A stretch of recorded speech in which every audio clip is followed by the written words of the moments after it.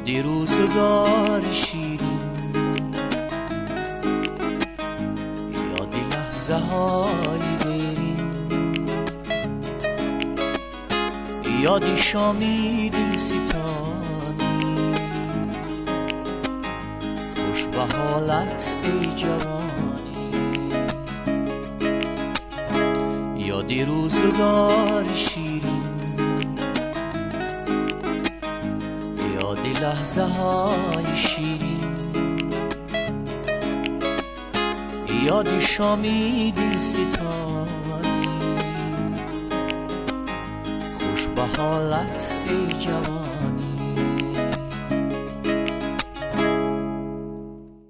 سلام بینندگان ارجمند برنامه یاد روزگاری شیرین. چهره امروزه برنامه ما هستند یک نفر هنرمند بسیار دوست داشتنی و محبوب، آوازخوانی شناخته احمد اسالبکов. ایام بچگی های چهره امروزه برنامه ما گذشته است در میان کوههای سر به فلک کشیده، با صدای آبشاران، با چهچه مرغان خوش الهام، با نوای باد و باران. و این کوهها، این دریاها، این آبشاران اولین شنونده های سرودهای بسیار دلفریب و پرمضمون احمد اسالبکov بودند. و سر سفره برنامه ما امروز حضور دارند مهمان بسیار ارجمند، هنرپیشه خلقی تاجیکستان غالب اسلامov. خوش آمدید. امروز ما و شما وابسته به فعالیت ایجادی احمد اسالبکov قصه پردازی میکنیم. چی و یا کی باعث گردید که احمد اسالبکov دنبالگیر راه صنعت شود؟ احمد در یک اویله به دنیا میاد که اون اویله سراپا همین دوده صنعت بودند. همه هنرمند مخصوصا پدرشون. ما امانشو تقام میگفتیم. گسو در بسیار اسباب‌های موسیقی مشق میکرد و از همه خوبتر نای رو مینواخت. نای رو خیلی خوب نازک مینواخت و فلک بدخشی رو خیلی خوب میسرایید. پدرشون آدم یک بزه بود و عموما فرزندان همین پدرشون، چه خواهراشون چه اکا و دادرشون، همش بزه، یک همین صنعت زیبند خودشون. همین در همین محیط، در همین اویله احمد خیلی تولد میشد و به واسطه همین استاد اولینش همون پدرش میشود.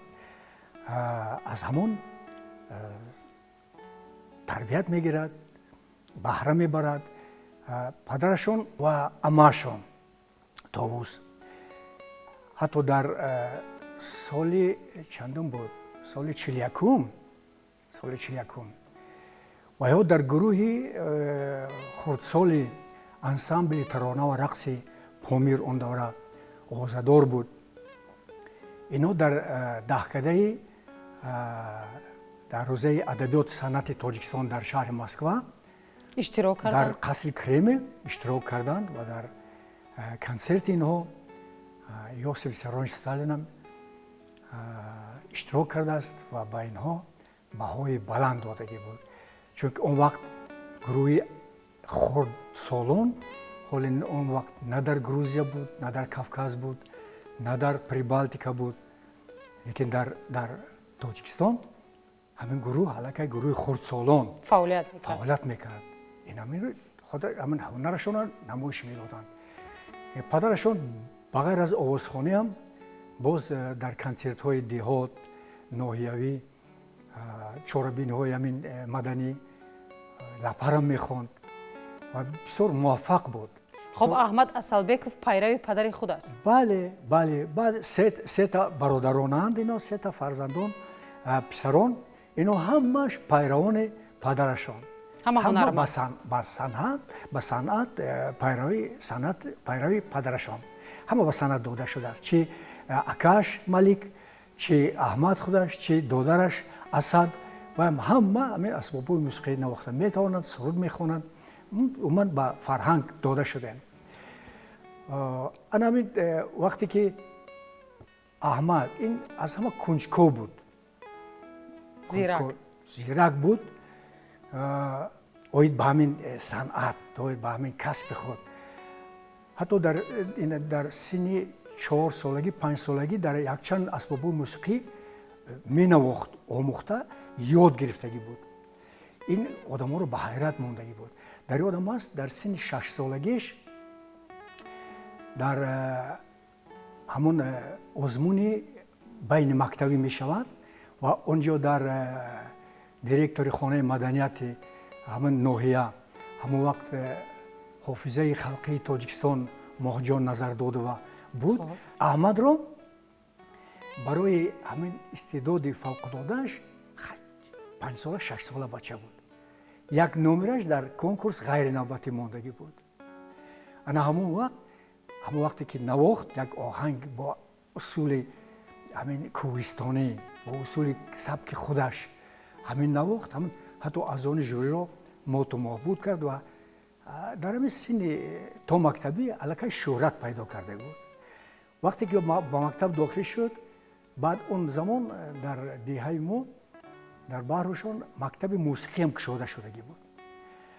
ана аҳмад ҳам дар мактаби миёна, ҳам дар мактаби мусиқавӣ ҳамин касбашро давом дод ва аввалин устоди аллакай миёни аҳли деҳа, бале ҳунармандон маъруф аллакай дар ҳамин мактаби мусиқӣ ба нотав шинос шуд. аввалин устоди вай Камол Давлатназаров буд, ки аккордеонро ба ёд дод, омӯзонд ва аз асарҳои оҳиста оҳиста аз асарҳои композиторони номии Тоҷикистон, композиторони хориҷия оҳиста оҳиста ба касби профессионале ки даромад оҳиста шинос мешавад.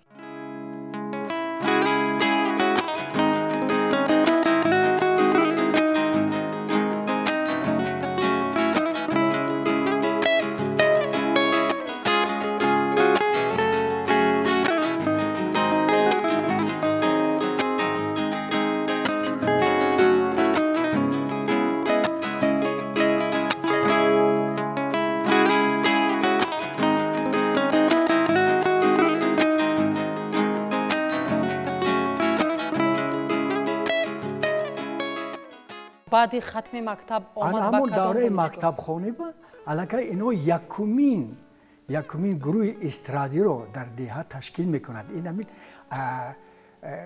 ташаббуси ҳамин аҳмад буд. он давра солҳои 70, 75, 76 ҳоли аз эстрада дараке набуд дар деҳот, дар чиз охир хеле. ана вақт ташкил кардагӣ буд ва бо мувофиқат бо рафиқонаш. ман як вақт дар рухсати кор аз театр мо рухсати меҳнатӣ гирифтем, баъд ба деҳа рафтам, бо худам гитарам бурдам ҳамон давра. ҳамин аҳмад ҳамин хурдакак ҳамин меомад доим дар хонаи мо ҳамон гитара тамошо мекард, нигоҳ мекард, чӣ хел вай ҳамин як кунҷковии ғайри табиӣ буд. ин ҳамон гитара ин худи кашидагӣ бар ин мехел ҳама асбоби мусиқи гитар дар деҳа набуд гитара. ана баъд тарзи ҷӯркунии гитара аз ман пурсид, аккордҳои минор, мажор, ба ҳамон зарбҳои ритмҳои гитара ҳамин нигоҳ мекард. ман ҳамин шавқи вай дида ҳамон гитараро тақдим кардам. با رغم غصه های دل نوای شاد میزنم،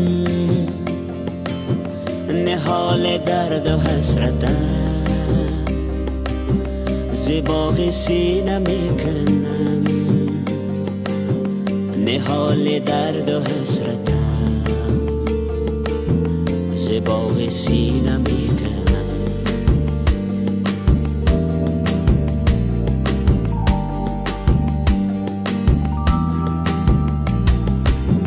دوباره میرسم به نور، دوباره میشوم سرور، به روز واپسین غم بهار میرسد ز دور. دوباره میرسم به نور، دوباره میشوم سرود بر روز واپسین غم بهارم میرسد زیر بر روز واپسین غم بهارم میرسد زیر بر رغم غصه های دل نوای شاد میزنم نهال درد و حسرتم زباغ سینه میکنم نهال درد و حسرتم زباغ سینه میکنم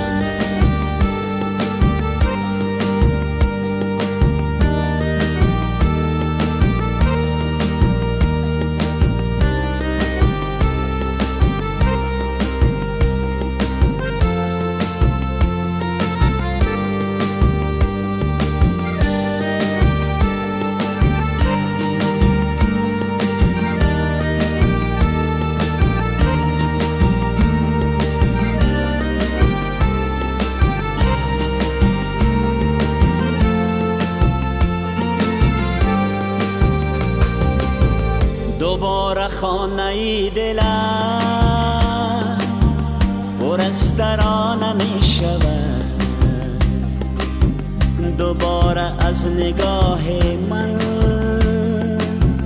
فراز غوصه می رود دوباره خانه دلم پر از ترانه می شود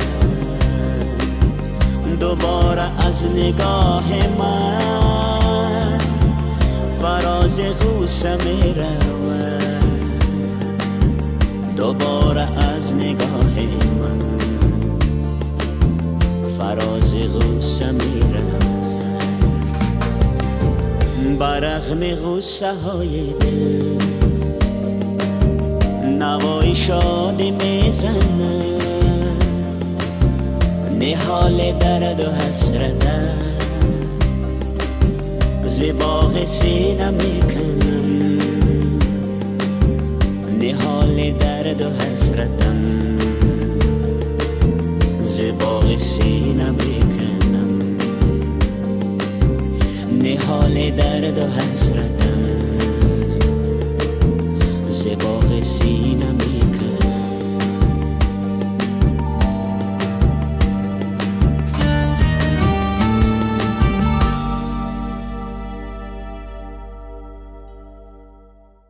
میرویم آوان دانشجویی های او چگونه دانشجو شد؟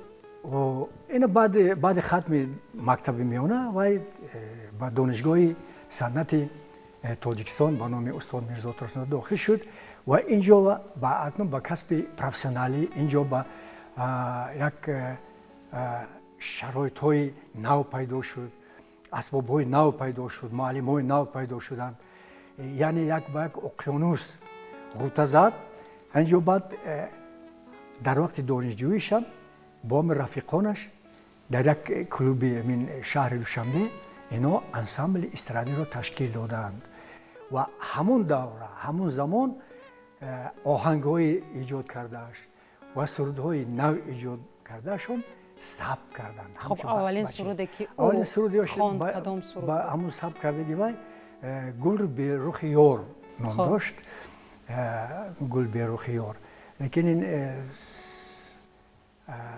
از من گمان کردم که این شعر شیخ سعدی لیکن نه این مؤلفش محمد شکرت بود همسال همین احمد آهنگی که آهنگ خودش رو علاقه و آهنگ ایجاد میکرد انا با دو سرود دیگر به زبان بدخشی این ومار خوزک یعنی شمول ومار و رقص که یعنی رقص بکن انا همین سه تا چیز را همین ثبت کردن اولین چیز ثبت پروفسیونال کرده بودند. امروز احمد اسلبکوف در برابر آوازخوانی هنر آوازخوانی باز هنر آهنگسازی هم دارند. بله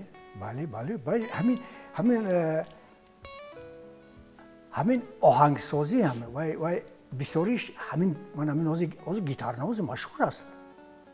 ҳозир ман баъди хатми институт донишкада вай чанд муддате дар оркестри театр опера балет ба номи Садриддин Айнӣ кор мекард. Баъд дар солҳои бисёр дар ансамбли эстрадии Гулшан фаъолият мекард. онҷо сурудҳою оҳангҳоша ба таври профессионалӣ сабт кард. то инҷониб дар ансамбли овозадори гурӯҳи Шамс фаъолият мекунад. то кадом сол? то ҳозира эҷод мекунад ва сурудҳои дигарашро, оҳангҳои дигарашро ба навор мегирад, сабт мекунад.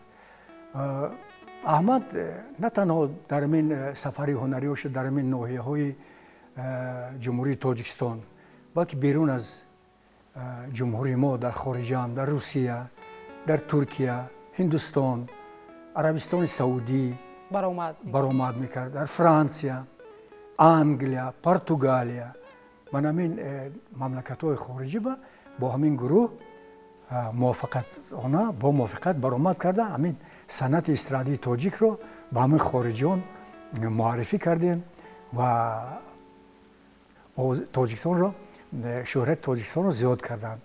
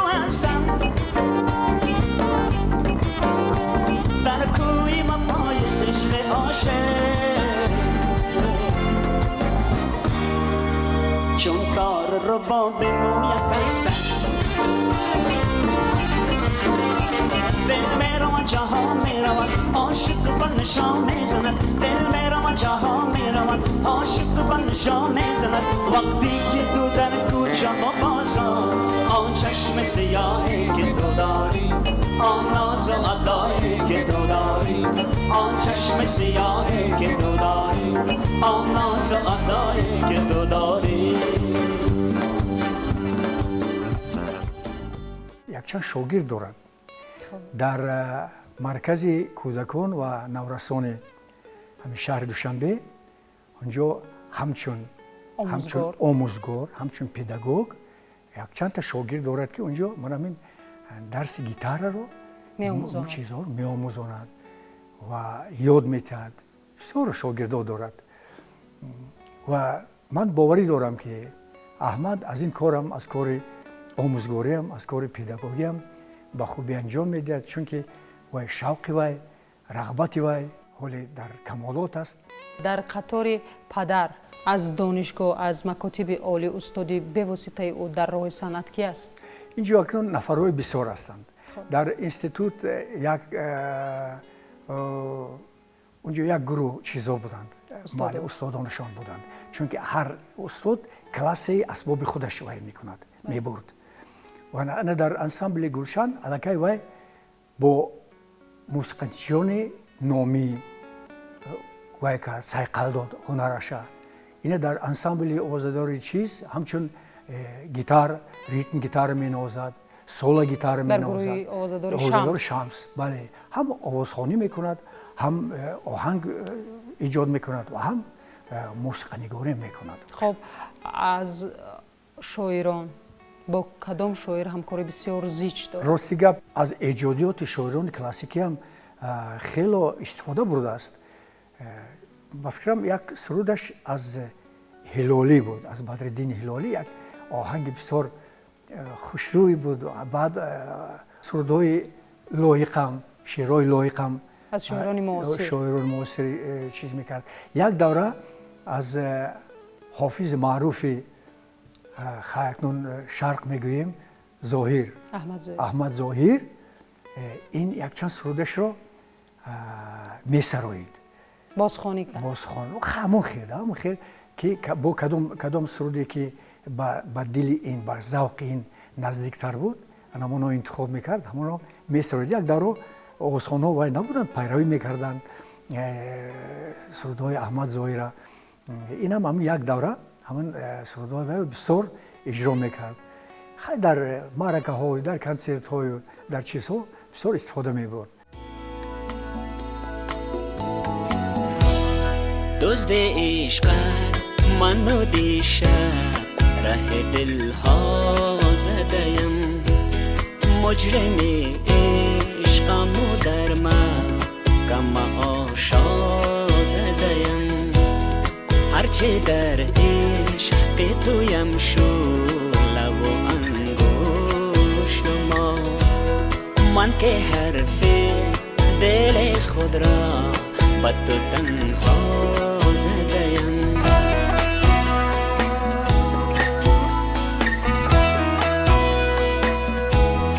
با نفس آرامت از بوسه گرفتی ز نفس، با نفس آرامت از بوسه گرفتی ز نفس، که ره قافله عشق مسیحا زدیم. دزد عشقت منو دیشب ره دل ها زدیم، من که حرف دل خود را با تو تنها زدیم.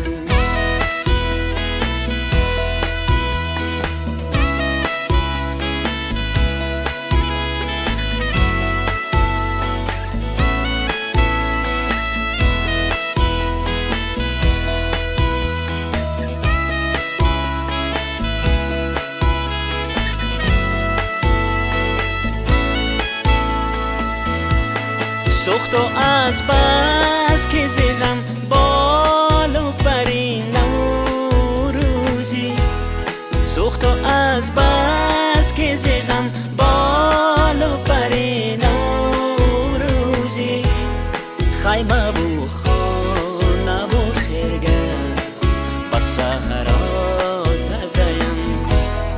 دزد عشقت منو دیشب ره دل ها زدیم، مجرم عشقمو در محکم آشا زدیم. هرچه در عشق تویم شعله و انگشت نما، من که حرف دل خود را با تو تنها زدیم.